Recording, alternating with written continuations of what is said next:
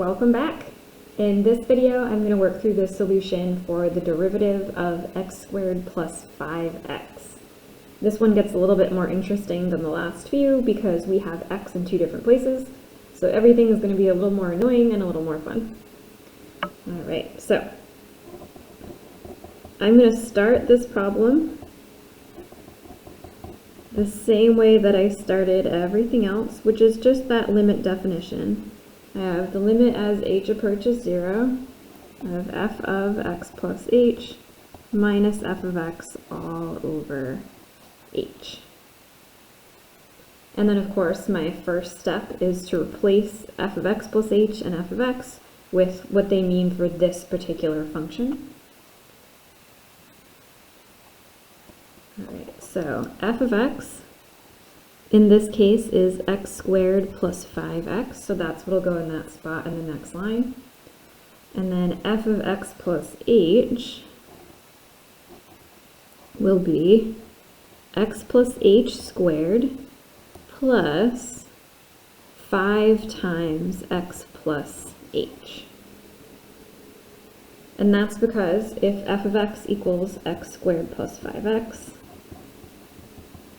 then f of whatever is whatever squared plus 5 times whatever. So I'm going to put x plus h in both of those spots here. So we're going to have extra expanding and simplifying in the next few steps. Okay, so I'm going to try to cut down on the scratch work on the side and just start to simplify in the example as I go, and we'll see how we feel about it. Alright, so limit as h approaches 0 carries down. F of x plus h I'm going to replace with all this stuff here. So that's x plus h squared plus 5 times x plus h. And then I'm going to subtract f of x. So I have x squared plus 5x. And what's really, really important is a set of parentheses around this entire formula. I'm going to finish this off.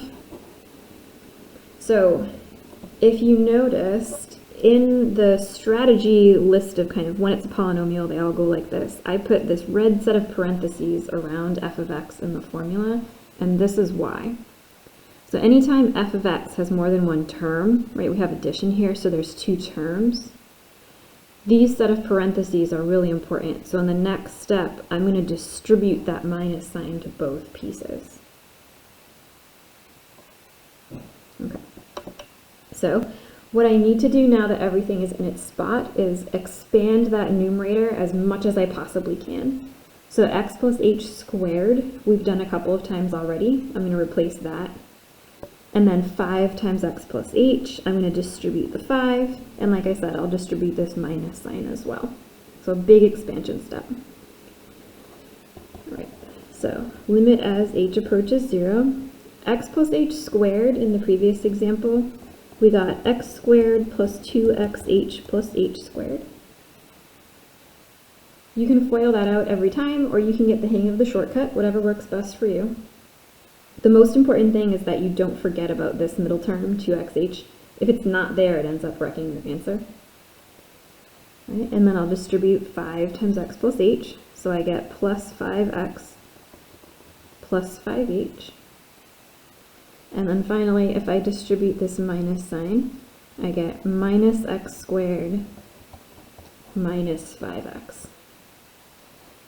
All on top of just that little h. Okay. So now that I've expanded everything I possibly can up top, I'm going to hope the law of this simplifies and cancels out, right? Like this does not look good. But the more you have in the expansion step, the more you'll have cancel here.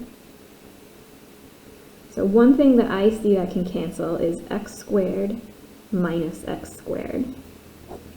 Those will cancel to 0. I also see plus 5x minus 5x. So what I have left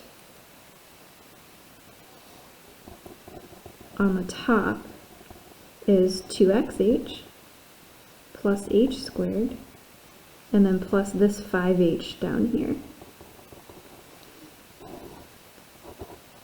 It's a little bit more than we've seen in previous examples, but all three terms left on top have an h in them. So I can tell in the next step when I need to factor it out and then cancel the h, I can tell that I'll be able to do it. So I'll keep going. I'm going to factor the h out in the numerator.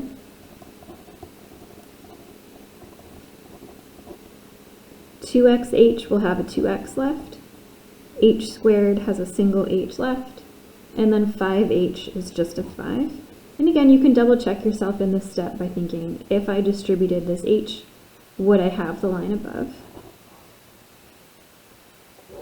Now I can see the h on the top and the bottom cancel out. And that's all I needed to do to finish the problem. Now everything's going to kind of roll downhill from here. So I have 2x plus h plus 5 left over. And it's a little bit weird looking, but all we're trying to do is plug in h equals 0. And because I've gotten rid of that denominator h, I'm good to go. So I'll just put a 0 in that h spot. Plugging in h equals 0 actually is computing the limit at this point. So this is the step where I drop this limit notation and just actually compute. So my final answer is 2x plus 5. So for the original function, x squared plus 5x, the derivative function is 2x plus 5.